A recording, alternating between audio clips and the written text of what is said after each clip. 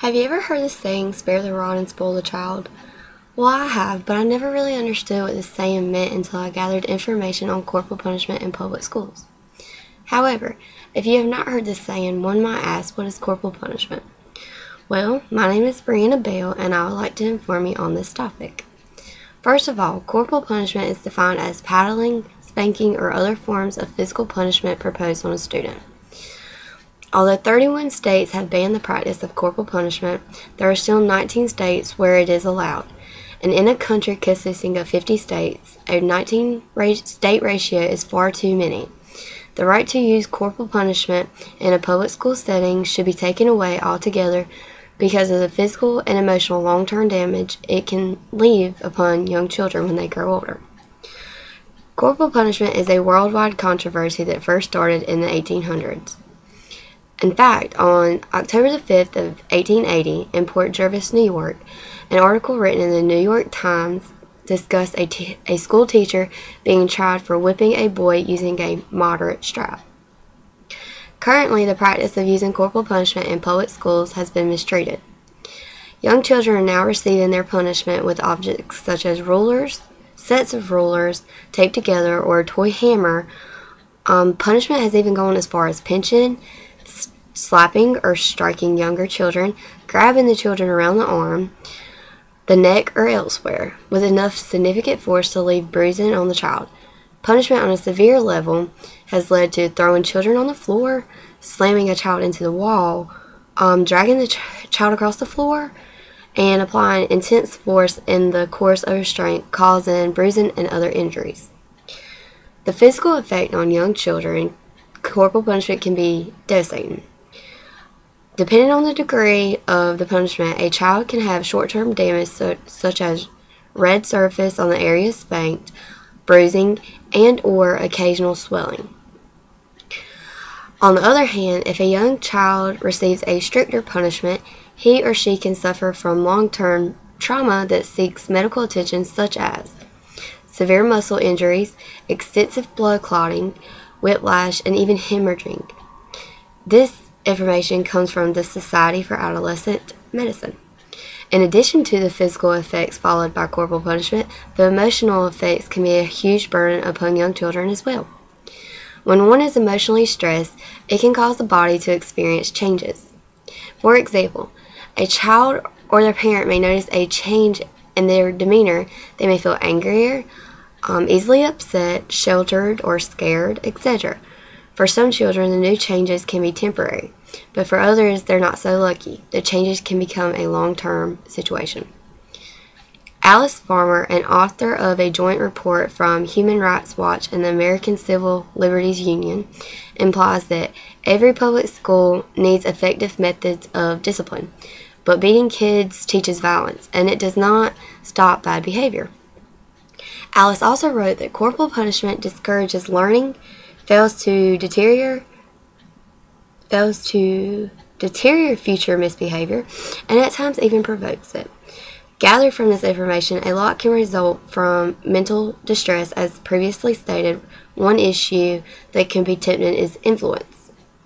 As a matter of fact, the Society for Adolescent Medicine observes that victims of corporal punishment often develop deteriorating peer relationships, difficulty with concentration, lowered school achievement, antisocial behavior, and intense dislike of authority, somatic complaints, a tendency for school dropouts, and other evidence of negative high risk of adolescent behavior. To add on this topic, it has been established that non-paddling states have higher ACT scores, short for American College Testing, and higher graduation rates than those who enforce corporal punishment. Correspondingly, Tanika Jones, a Florida mom, reports that the principal at the Joyce Bullock Elementary School in Levy County paddled her 5-year-old son so severely last April that he cried for hours, triggering an asthma attack, which required a trip to the emergency department. She adds that her son was spanked for roughhousing with another student on the school bus. Jones implied that her son had welts on his behind, missed a week of school, and is left with nightmares about the incident. When does enough mean enough? The use of corporal punishment is not legal in prisons, so why is it punishment is allowed in public schools? Dr. Wayne Yankus, a pediatrician from American Academy of Pediatrics, recommends a nationwide ban on corporal punishment in public schools. Yankus emphasizes we should be given positive reinforcement, not negative reinforcement, to violence. Given the provided information above, one may be wondering, what is it that a child has to do wrong to receive corporal punishment? Well, from past gatherings, students have been punished for behaviors that range between something as minor like speaking out in class or to something major, for instance, like fighting. Other incidents leading to corporal punishment were for having their shirt not tucked in, being late to class or school, talking in the hallway, etc. The highlight of it all is its parents' inability to protect their children's rights and lack of information. Corporal punishment has left families with hardships and forcing them to withdraw their children from school, seek homeschooling, and give up jobs to secure their child's physical safety. And this is just unfair. Children have rights just as adults do. They should not have to go to their learning facility and fear that they could receive physical punishment. Corporal punishment is used upon all students, including those with disabilities. Children with disabilities such as Tourette's syndrome are commonly punished due to their involuntary tics, and children with autism are often punished for repetitive behaviors such as rocking.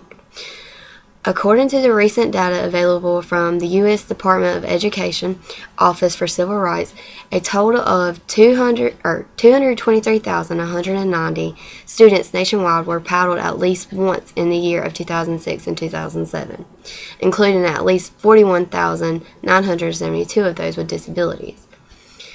Impact from the corporal punishment on students with disabilities can risk the chance of making the situation much worse. Despite the facts, every individual has their personal opinions on corporal punishment. Some parents that support corporal punishment in public schools argue that parents